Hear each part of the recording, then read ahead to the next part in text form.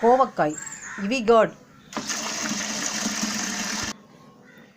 கோவக்காயில் துவரன் மாதிரி செஞ்சு கட்டப்போகிறேன். கோவக்காய் துவரன் செய்யறதுக்கு என்ன வேணும்னு பார்க்கலாம். கோவக்காய் 3/4 கிலோ அளவுக்கு எடுத்துருக்கேன்.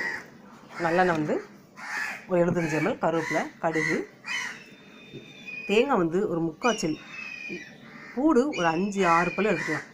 இந்த அளவுக்கு பச்சை மிளகாய், சின்ன வெங்காயம் இந்த அளவுக்கு, உப்பு தேவையான அளவு, தண்ணி வந்து நம்ம தேவையான அளவு தெளிச்சிக்க வேண்டியதான். மஞ்சள் தூள் வந்து இதை வேக வைக்கும்போது போட்டுக்கலாம். கோவக்காயை ரவுண்ட் பீஸாவோ அல்லது நீல வாக்கிலே கட் பண்ணிக்கலாம். கோவக்காய் துவரஞ்சதுக்கு நல்லா ஊற்றிக்கலாம்.